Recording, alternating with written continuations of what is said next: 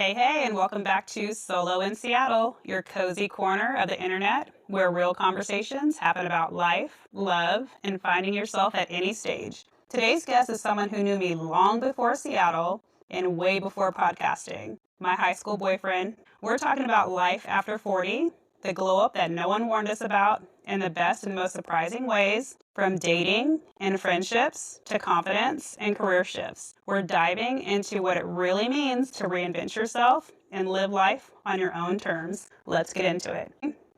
Hey, how's it going? Good. How are you? I'm good. Good to see you. Yeah, well, thank you for agreeing to be my ninth victim on my podcast. No, I'm just kidding. I know I've been talking about starting this podcast way before I restarted it, and we were teasing out you being one of the initial guests. So it finally happened, and it happened in random spirit this week. So thank you for agreeing to tag along with my shenanigans this week. Of course. So we are in our 40s now, right? Yeah, definitely. Oh my gosh. Let's do a little story time here. So you remember way more than I do because I feel like every decade we kind of circle back to Mm-hmm. each other. So life will Yeah. happen. We'll be in a relationship or in our situations, marriages. And then we'll obviously respect that, maintain our friendship this whole time. And then something pops off and we find ourselves leaning on each other, every relationship cycle, it seems like. So how long have we known each other now? Like over 20 years. Because I feel like It's I don't junior even. year, summer before junior year of high school is when we met, I'm pretty sure. Yeah. And then we were in the same, which class was it? You remember this. Environmental science or something. Environmental science. And Yeah. you sat in front of me to the left, right? I At feel like first, yes. at first. And I remember I used to, I don't know, did you used to like look back at me and I would smile at you? I vaguely Yeah. remember it. And so Yeah. then did we pass notes to each other? I don't think we ever did that. I think it was we were always like getting in trouble for talking, as I recall. Yeah. We would always be too loud. So I think we ever had to pass notes. We would just say what we Yeah. had to. We were in our own bubble. Oh my gosh. So then we started dating in our junior year Mm-hmm. and our senior year. Did we make it to our senior? Yeah, we did. 'Cause you didn't, oh yeah, you didn't go to prom with me. No, I did not. I mean, I ended up probably at your house after, but whatever. Yeah, I was, I had to be the outsider, angsty and broody. Yeah, you were a bad boy in high school. You were so defiant to everything. You did not want to be a part of anything. So immature and stupid. Yes. Yeah. Yes. And then I turned 18 and you got me my first tattoo. Yes. I do remember that. Well, I still have the tattoo, obviously. Of course. Yeah. So my very first tattoo, that was my 18th birthday present. And then I moved away and went to college. Hmm. And then I came back and then we ran into each other again. We Yeah. had a little fun. And then I moved away again. Yeah. So now that we have brought all of our personal business to the forefront of the conversation, little icebreaker here. Yeah.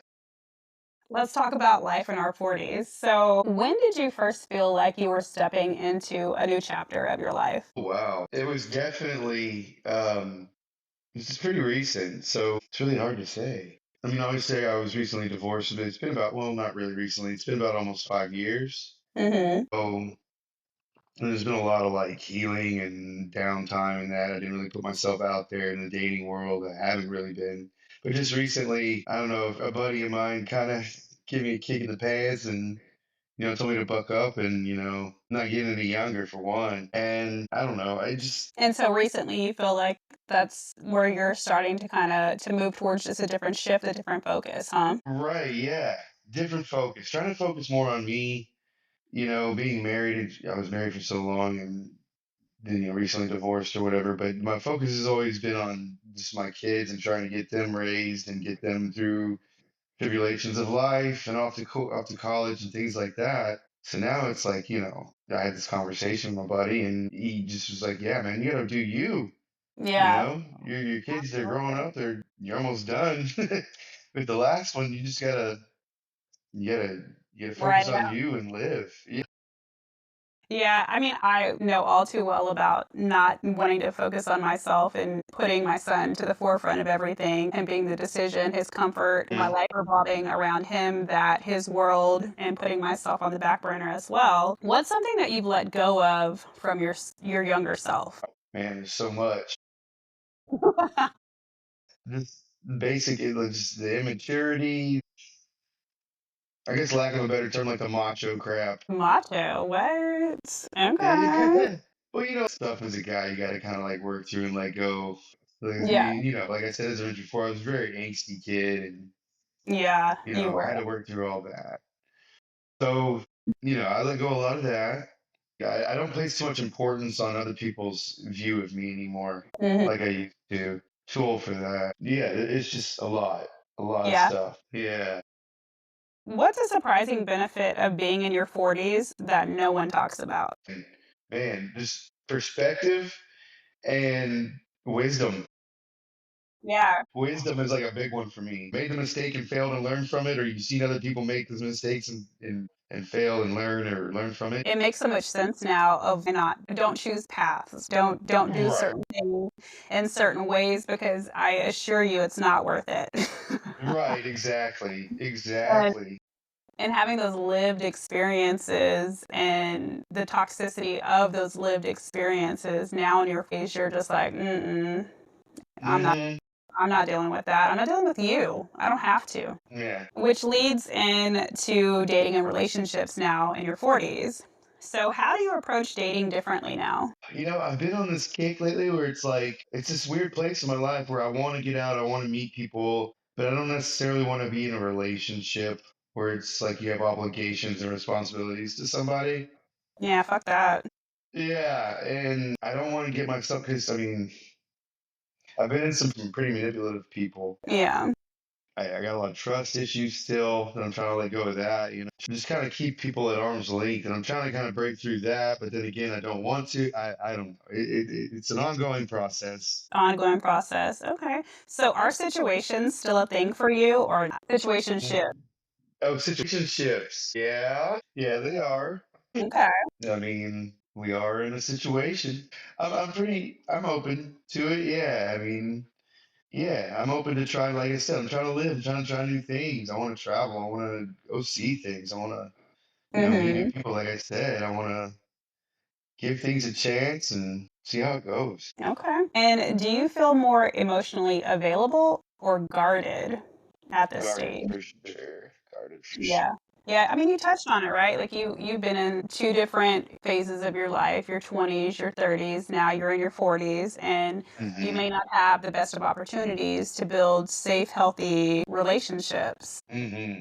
Yeah. Do you think, I think I've asked you this before. So, was I toxic when we were together? As teenagers, I think every teenager's a little toxic, but I wonder, I'm like, did I start this? Did I start this trauma for you? no. I mean, look at you. You moved out of state and you live up north, and it's a whole different culture up there. And you know how the culture is down here, where a man is expected to be a certain way Hmm. and take on pretty much like the weight of the world on your shoulders and things like that. Yeah, the men are not like that here. Yeah, that's what I'm used to, what you're explaining, the whole being taken care of and no. Yeah. See, that's just one of the things that I've come to realize in my 40s and I've let go of. It takes two to tango, man. You got to have. It can't be a one, where the man rules everything and has to make all these decisions by himself. It needs to be 50-50. Yeah, I mean, that's very traditional in, well, the man leading per se. That Right. I'm so far removed from that school of thought. Not that it should be 50-50, but I mean, I've been by myself for so long emotionally, maybe not Hmm. physically, but emotionally, that Right. it's just kind of like I just handle my business. And if you kick in, you kick in. I don't have time to wait for you to play catch up? Right. Exactly. Yeah. And Yeah. No. that can go with either dynamic with the man being the provider or the woman being the provider and your partner is just lagging in Hmm. every capacity, and it's just emotionally draining, and you're just in survival mode for far too long, and it's truly unfair, but it Right. happened. It Yeah. definitely happened. We've talked about it all the time with dating. Like, I could care less. I am way more social than you, and Oh. I'm always Yeah. always in these streets. The streets call and I answer. Yeah. Hey. every every time. And it's no secret. And I've just gotten so used to just kind of coming and going, even when I was in relationships. Hmm. I'm in a relationship and in my brain I'm single. Right. Not for any purpose of like meeting someone else and forming an attachment with someone else inappropriately, but just like, you ain't gonna tell me Like, shit. right. Independence. Right. Yes. And so for me, I don't have situationships, but I do have emotional attachments to people that I love very, very much, right? So you're one of those people. You're my go-to person. I lean heavily on you. We talk daily, we check Hmm. in. You worry about me more than I worry about myself. You're like, bro, are you okay? Yeah. Like, you will be like, you went radio silent, and you're not. I'm assuming you're like, you're not posting on socials, like, Yeah. Exactly. I like don't see we you. I don't see your footprint anywhere, girl. Where you at? Yeah, and so you'll start getting worried, and then I'll come out of my drunken stupor or something. It's like if I had an iPhone, it would be okay, because then Just distract you. yeah, you would just be able to know where my location is. But situationships for me, I couldn't be bothered. I just couldn't imagine starting something with somebody that's just purely based off of, we'll just say, convenience, right? Right. Convenient for who? Exactly. Because, I mean, I'm gonna just say right now, like, if it's not convenient for me, it sure the fuck ain't happening. Yeah. Well, I mean, as it should be. I mean, if it's not convenient to the other person, they shouldn't be doing it either. I mean, it's Yeah, not. I don't know. And for me too, like, I feel like I'm a little bit of both, emotionally available and guarded. Right. Because, like, if I feel safe with you obviously, but just in general, right? Then Hmm. I am more likely to share what I have going on than I'm not, and because I feel like it's valuable information to kind of know how I operate and why I have the vantage point that I have of, I'm not dealing with this or you, and I don't have to.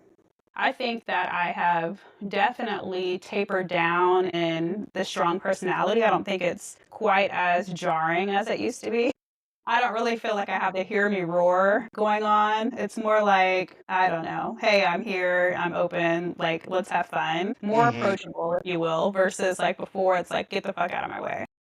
See, I'm still at that stage, I think. Yeah, although if I'm not feeling somebody, I'm still very much get out of my way. Like, move. Hmm. I was at an event recently, and I don't know if I told you this. Yeah, I think I did tell you about this girl, and she was a part of the friend circle, and I immediately was like, oh, she's not the vibe. I had already kind of engaged with a guy that was there, and he was just like, oh, are you enjoying yourself? Blah blah blah blah blah. He didn't feel threatening. He was just simply a nice guy that was striking up conversation, and I was like, oh yeah, blah blah blah. Hmm. And then when he realized that it wasn't going to move forward, he moved on. And Right. so then, he's trying to cut through the group of us, and the girl is drinking a Incredible Hulk. Do you remember that from like the 2000s? So it's Yeah. It's like Hypnotic a. and Hennessy. Yeah. Yeah. So we were at like a throwback R&B party. And so all the drinks were the drinks from the 99 and the 2000s. So the dude was like, oh, you're trying to get fucked up drinking Hypnotic and Hennessy. And she just like used her whole body to be like, yeah. And she was just so rude to this guy. And I was like, girl, it's not that deep. He's just You trying to know? make conversation. Yeah, and even if you don't want to make conversation, you're not obligated to talk to anybody. You're not, No. right? But like all of that extraness, like, why? Right. Unnecessary. And then she's just, I fucking hate men. I was like, girl, There's it's a problem right obvious. there, probably.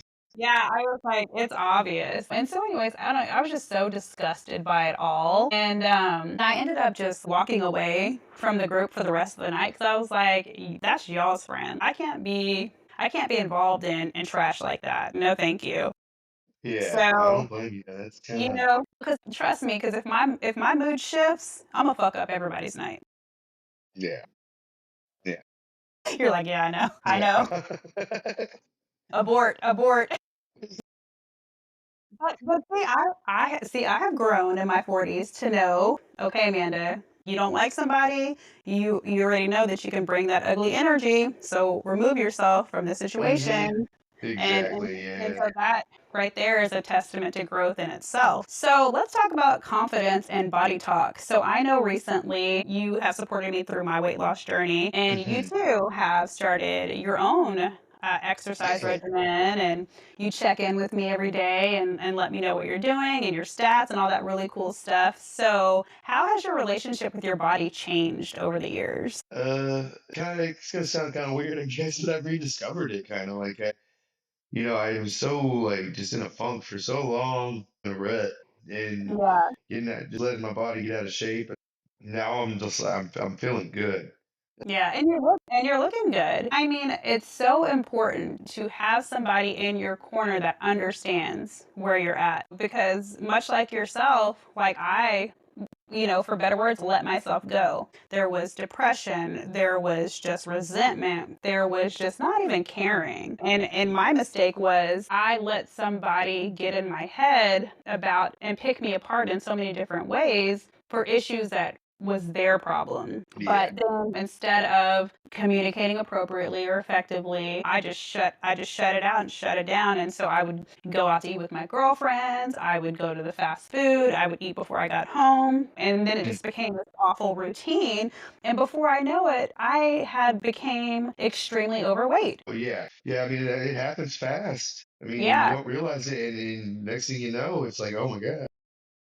Right. And like my brother swears to goodness that he does not remember me being the size that I was when I started my weight loss journey. He's like, Amanda, I do not remember you, for better words, and it's okay, it doesn't hurt my feelings, looking like that. I also wore oversized clothes, athleisure. Like I never really wore anything like I do now, baby. My clothes are painted on now. Yeah. You're like, yeah. I've always been confident in my own way because I know that I'm a beautiful woman. I know that I attract energy and whatever, right? I don't have a problem no matter what size I am being able to figure that out. However, I'm a loyal ass woman. And so I never disrespected my relationship ever. I never cheated. I never had sidebar conversations. I never like was emotionally unavailable. I didn't do trash like that. You know what I'm saying? I just basically like took it in and self-sabotaged. Mm. Yeah. And so, the relationship with my body has changed over the years as well because I mean, you knew me first. Yeah. It's like you've literally seen me throughout the years. Each So, stage, yes. yes, literally, Yeah. like you know what I look like, and so that's hilarious. Anyways, yeah, but I too, and also I feel like I'm stepping into a new fashion era almost. I mean, I've always been very classic, very, whatever. I've always looked nice and everything that I do, very put together, if you will. But now I just feel like there's a different edge to it. Right. Yeah. No, I've see, I've noticed that too. You are like you're like Yeah, hip and trendy and right. Yeah, it's yeah. like I'm more fashion forward almost, and I'm understanding and not so much like catching on to trends, if you will, because it's still very classic and basic staples, but it's it just is well put together, and for me, I'd like to say it's like conservatively sexy.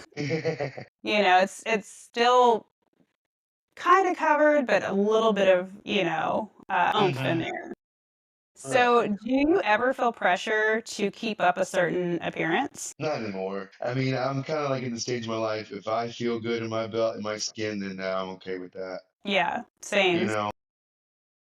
Well, I will say I am hanging out with a new group of like powerhouse women, and I Oh, think cool. they also have influence on dressing the part. And Right. these women bring it every time we go out. And I don't necessarily change my wardrobe to be the same aesthetic, but I know that they will appreciate the time and effort I do put in when I show up. Right. Yeah. Yeah. Well, I mean, Yeah, that's the because whole thing they always say, right? The whole saying is women don't really dress for men; they dress for other women. yeah, I mean, seriously. And I hang out with some tens.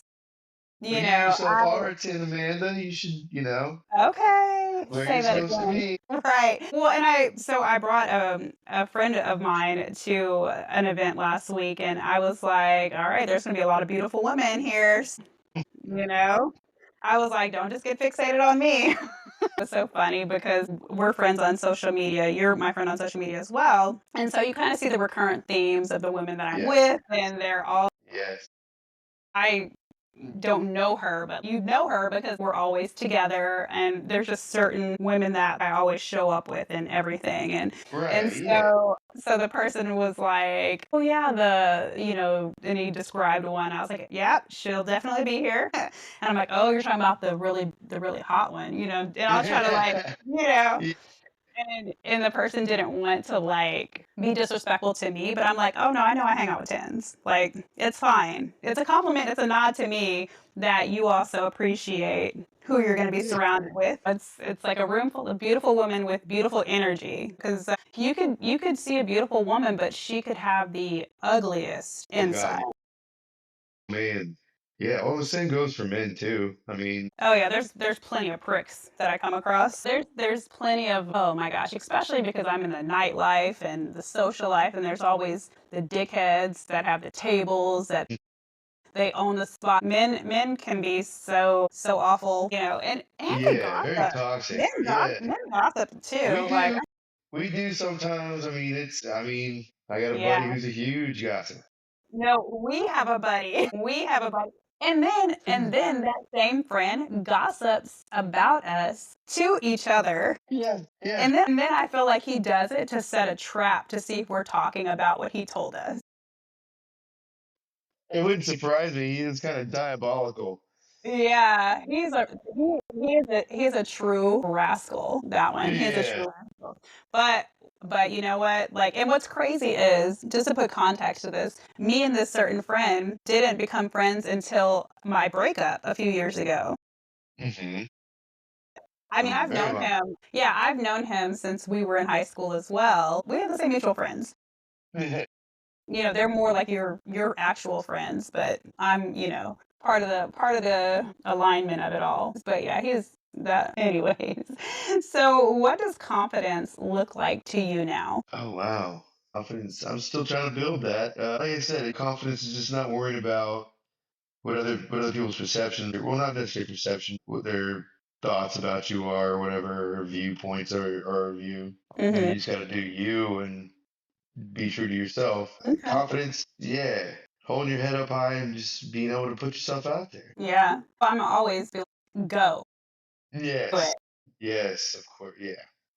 And my favorite thing about the two of us is when we randomly share our stories about these disgusting little 20-year-olds that Oh my God. It's like an endless stream of them. Like there's so many of them. It's not even, they come out of the woodwork.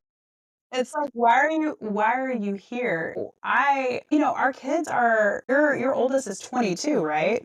Yes. And my oldest is 19. I'm like, you guys are the same age bracket. Like, get away Like from that's, me. yeah. Ugh. No, no, No, it's it's very toxic. creepy.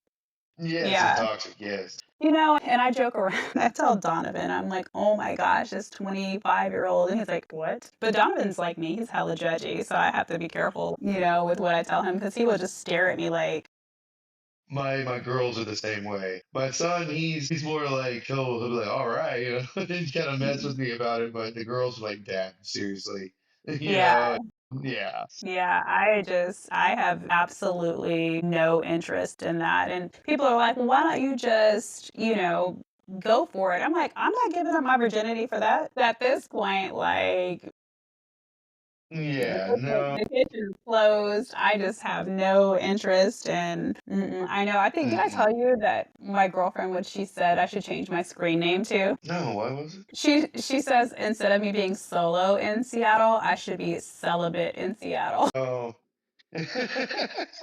See, now, do you see that as a good thing or a bad thing? I mean, I think it's perfect. Like, it works. Right. It works for me. And somebody asked me the other day, is it a religious choice? And I was like, no, it's a personal preference. Right, like, well, there's nothing wrong with it. I'm by choice too celibate, so it just, Like, I you just know. I just don't have the urge to hook up with a random stranger anymore. Like, that Me doesn't sound fun neither. to me. It's like people out here are way too reckless. And I was like, all I did was give a dude my Instagram. That's all I did. Yeah, it wasn't even like, yeah, I don't understand how, first of all, when you meet somebody, they disclose all kinds of things. And you're supposed to yeah, be okay with that? Like, yeah, and not to be judgmental. yeah, get the fuck out of my face. How about that? Yeah, Well, like absolutely not. So let's talk about friendship realness. So who's still around from your earlier years, and why do you think that is? there's quite a few. I mean, I've made a lot of friends in my adulthood, but I still talk to a lot of my childhood friends just because, well, I do still live in the same small town, and we all grew up together. I mean, from elementary school all the way up through high school. So it's like we Yeah. lived together and been around each other and worked around each other together sometimes. You know. Right. Yeah. And I mean, you guys have all traveled through different scenarios and all kind of had to lean on each other. And one thing that I absolutely adore is how you guys show up for each other. You guys are so locked in and so supportive. It really is like one for all with you guys. And it's the Oh same yeah. people. Well, I mean, Yeah. It's like you're, we played go sports ahead. together. I mean, we were on Mm. teams together. I mean, it kind of sounds corny, but yeah, I mean, you learn how to work together, and that you got to have each other's back. Yeah. Instead, Did you used to play soccer? What did you used to football, play? Football. All right. And so how has your definition of real friendship evolved? the real friendship involved. I think my compass has always been pretty good on that. Real friendship. People, like you mentioned, we've stuck together through thick and thin through all these years and always had each other's back. And that to me is like real friendship. Like who shows up for you, you know? Like Yeah. who's gonna, and like who do you show up for? Right. Well, and then there are the situations where sometimes they don't show up, and that's okay too because life happens. Right. Sometimes it's just, or a lot of times you can't help it. Like you just gotta do what you can for people and do when you can. Right. Right. And I feel like we're at this big age where it's not that important. If you say we're going to do something and for whatever reason you don't, we should have enough respect for each other to say, well, you know what, I know that it was kind of wonky right now with whatever you're going through, and maybe you just didn't have the time or space or attention to be like, hey, and it should be fine. You shouldn't Yeah. take it personally. You shouldn't be Right. malicious and hold a grudge or do no dumb shit. Like, we're too old for that, right? Right. Exactly. So, do you think is it harder to make new friends now, or is it easier? It's always been pretty easy for me. I mean, if I'm being honest, it's the same. I mean, I'm not like outgoing, but I am very friendly. Yeah, So, I mean, when I do talk to people and stuff like that, and make new friends, it's always been pretty. yeah, and you have such an easygoing personality. It's super easy to strike up a conversation with you and it to kind of go, and you're real neutral with like everything. You're not like Yeah, I think. yeah. I mean, it's one of my favorite things about you. I mean, you're constant just throughout our whole life because it's like we have known each other since some pretty pivotal times Oh yeah. with each other. So let's talk about career and purpose. Have you ever wanted to completely pivot career wise? Yes, definitely. I Yeah. mean, I mean, my dream job would be working in a game studio somewhere, if I'm being honest. That's what I want to do, a desk job. I've done manual labor and construction and just, all kinds of crazy jobs. That would be my ideal job, would be Okay. creating something and writing something of my own. That's right. So what matters more now? Is it the title, the impact, the flexibility, or the fulfillment in career? Fulfillment, for sure. Yeah. Fulfillment. None other, Yeah. at least to me, none of the other stuff matters. Yeah, I Not would really. agree. I would agree. I mean, I think in my younger years, I might have been chasing a false sense of security by trying to, we'll say, level up or whatever. Right. I always talk about I went through graduate school to become a licensed therapist, and I did that for a little while, and I ended up saying, you know what? No, I don't want to do direct service. I don't want to have private practice, Mhm. but I do want to stay in my same job. Yeah. Because it's easy. Well, I kicked myself for a long time because I was like, I have all of this education, I have all of these things, all of these acronyms, the whole damn alphabet, it seems like, and I decided to stay in the same position. And the more I thought about it, the more I realized I wasn't ready to pivot. Hmm. Yeah. And I needed something safe and I needed something consistent until I was able to stabilize my situation because back in August is whenever my career took off when I took that leap of faith and I got promoted into leadership. Yeah. That's so awesome. And then Congratulations again. yeah, thank you. And then after I took that position and into leadership, then I just continue to have all of these amazing doors open. And then I Hmm. fell into kind of the social media space and then the influencing space and then networking space. And here I am with my podcast. And these are all things that I've always wanted to do, but I just didn't feel like I had the time and space to do it because everything else was secure. My businesses that I've had before this, they were all self-sufficient. They were all managing themselves. But this wheelhouse is completely different, and the beauty of it is I'm able to use my degree. Yeah. And Yeah. I'm able to use my education in an informal way to be able to foster really good conversations and really good topics and really good Hmm. questions that are tailored to the unique relationships that I have with my guests. And so that really, really makes me happy. So I would agree with you. I would say flexibility and fulfillment for me because I feel like I'm a little butterfly right now. Right. You want to be able to move around when you want. I have my day job that I don't curtail. I work, even though people don't believe me when I say I have a full time job, they think I'm a full time content creator. I'm not, you I was know. talking about that with my mother earlier. Yeah. She's like, that girl. I was like, yeah, she's got a lot of stuff going on. Your mom has probably been my biggest cheerleader on that. Uh-huh. Uh-huh. I swear, that woman, she thinks I walk on water. Yeah, she does. She adores you. She really does. Yeah, I adore her too. I mean, I just can't believe that, like, the love for me has never wavered, Yeah. like 20, 30 years later at this point, you know? You're right. Yeah. And she still remembers me. That's so funny. You told her you're going to be a guest on the podcast today. I did. I did. Oh my goodness. Yeah. Do you think she's gonna be like, what did you guys talk about? Yeah, my mom will probably listen too. She was asking what it was on and all this other stuff. So, Yeah, yeah. No, so yeah. my parents love you and adore you too. Like they like when I come into town, they're like, he should just come over anyways. Yeah, our parents definitely have. Oh my God, and remember when you came over and all the family was there and my mom was like talking about you like not discreetly Yeah. and we're like, we can hear you. We're sitting right here. My mom, she was just like, "Oh yeah, and that's her boyfriend from high school, and he still comes around, and I don't know where they're at." I'm like, "If you don't shut the hell up, if you don't, no one needs to know any of that, okay? Right. No one needs to know who this is or what's going on or why he's here. He's family too at this point. Like, come on, like, stop. So, anyways, what advice would you give your 25-year-old self about work? About work, Yeah. keep your ass in school for one, and like the don't sweat the small stuff. Make Like, sure that it's yeah. something that satisfies your curiosity, your sense of wanting to be challenged. Yeah. And make sure that, you are able to get through the day, Oh yes. right? Yes.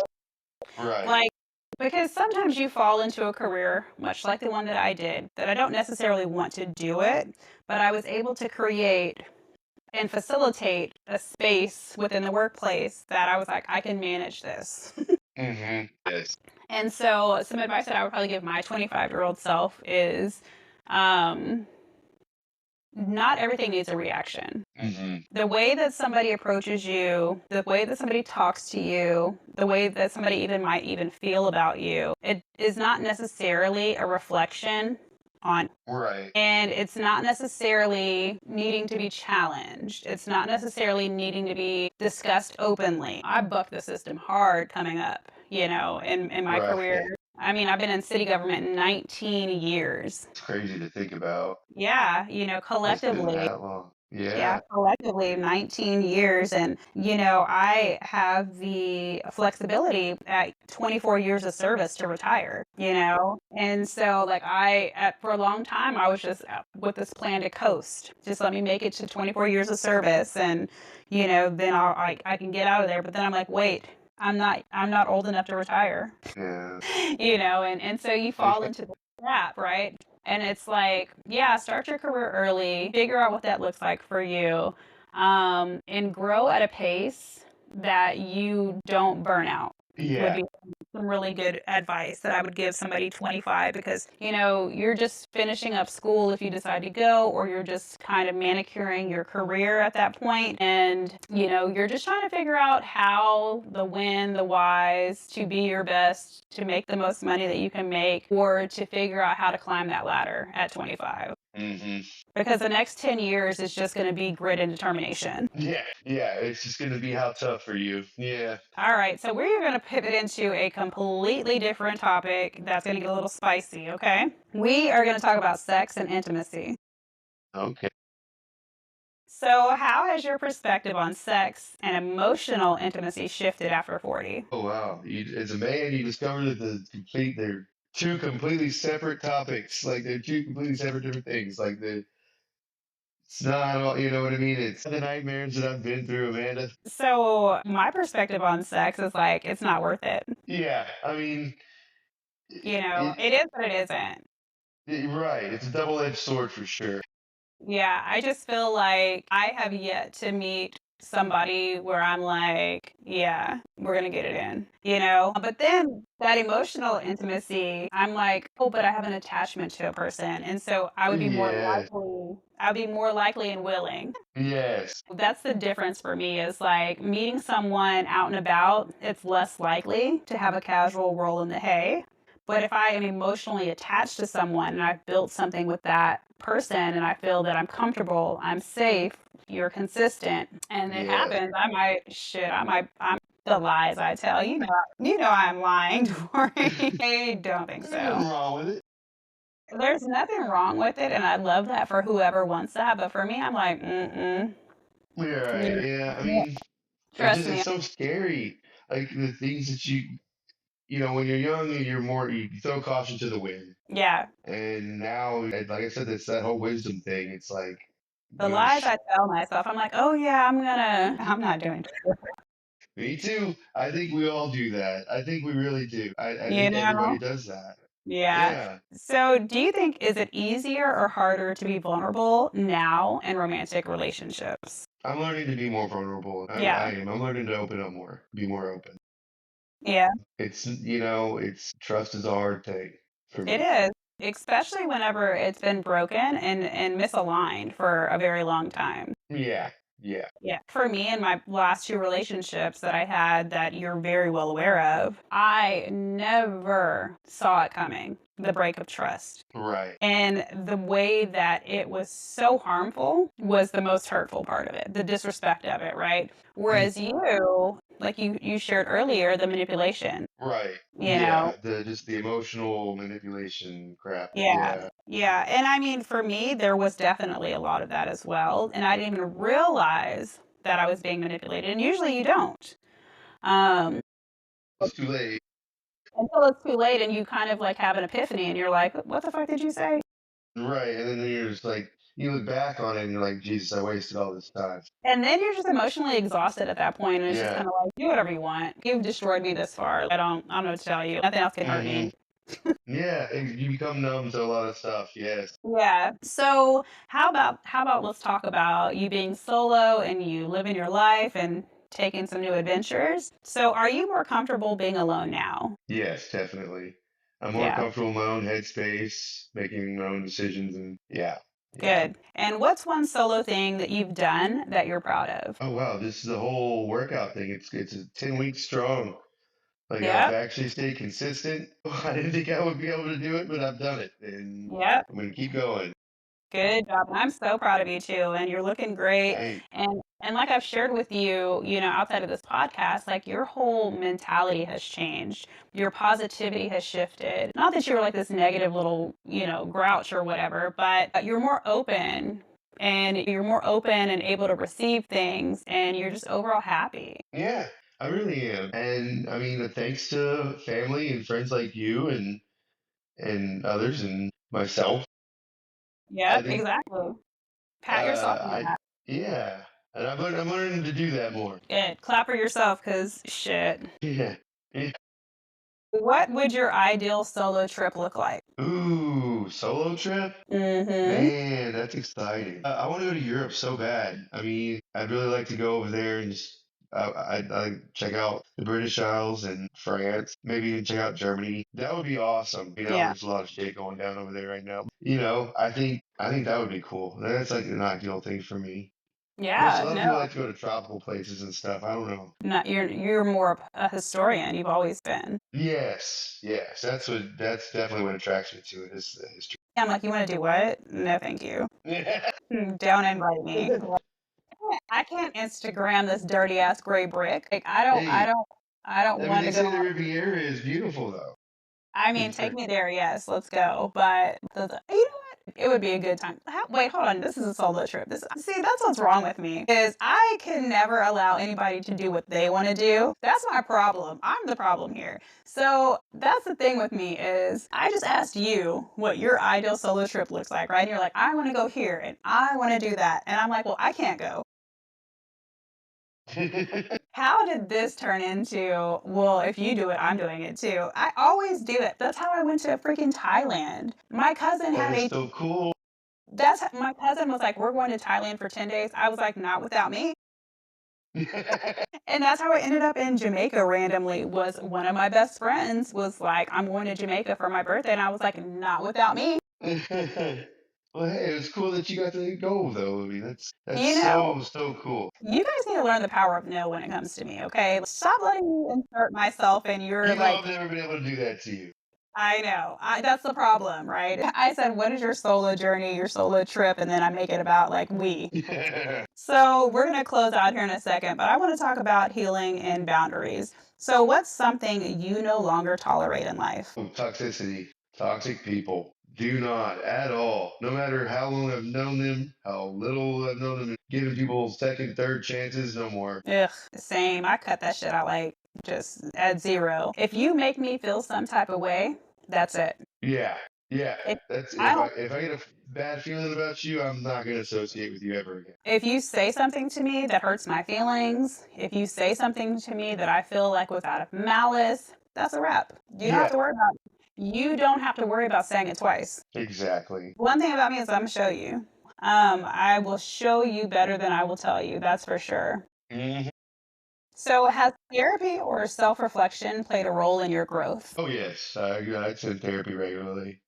Yeah. Um, I'll just, I'll be open with that. I've been diagnosed with bipolar and anxiety disorder, Yep. and it helps a lot just to be able to talk to somebody. For It sure. really does. And there's nothing wrong with having a mental health diagnosis. I want people to understand, to normalize. It's different whenever you go undiagnosed and untreated and you don't acknowledge that I don't understand why I feel a certain way. I don't understand why I am receiving things this way or how I'm reacting Hmm. or internalizing or self sabotaging. I mean, it is so important to have safe spaces outside of people you know to talk about Exactly. things Yes. neutrally. Yes. And that Neutrality is key. Yes, and then understanding clinically why your scope is that way and helping you understand how to navigate that. That's all part of the journey, man. Mhm. Like, And we've talked about your diagnoses, right? Because I know you. I know you to your core. yeah. And I just was curious about a lot of different things and a lot of things that you've shared with me. And it makes so much sense because you have something that is diagnosed as it doesn't look the same for everybody. Right, exactly. We all have different personalities, different quirks and foibles and things that go along with that. That's right. And I love the fact that the majority of my guests are in therapy and they are so open and transparent about it. And it could be because they are working through mental health issues, they're going through different dynamics in their lives, they just are not able to resolve current issues, they need sounding board, just whatever it is. Like therapy does not mean that you have something wrong with you. Right. It does not. And I mean, it takes strength to be able to do that. It Mhm. really does. To admit to yourself that you have a problem Yep. and you need to get it solved. Yep. Or not solved, I guess, because I guess it never really goes away. It's kind of a lifetime thing, but Well, to cope manage, with right? it. manage it. Yes. I think you hit on something so profound is it does take strength for somebody to acknowledge that there is something going on that I don't quite understand and I need somebody to help me figure out what's going on. Yes. Help me make sense of whatever this is. Well, what brings you peace now? Oh, wow. What brings me peace? Knowing, just kind of going back to knowing that I don't have to take the toxicity or emotional abuse or manipulative abuse from anyone, that I don't have to take, from anyone.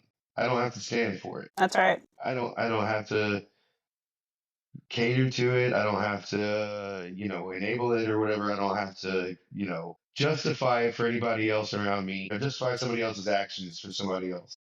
That's right. And I think that is a really good closing point on the podcast today is being able to figure out boundaries. Hmm. And what you described is effective therapy. Oh, wow. Okay. You may have entered in a state of chaos and not understanding. And for you to be able to carry forward identifying triggers, identifying problems, and understanding that you don't have to accept or allow Hmm. boundaries. Yeah. So kudos to you for that, for sure. Thank you. Well, that's a wrap on this heart opening, real as hell conversation from high school memories to grown man reflections. It's wild and honestly, it's inspiring to see how life keeps unfolding even after 40. If you're in your own season of reinvention, I hope this episode reminded you that it's never too late to glow up, shift gears, and put yourself first. If you love this episode, don't forget to rate, review, and share it with someone who needs to hear it. Until next time, stay curious, stay solo when you need to, and as always, stay rooted in who you're becoming. Thank you.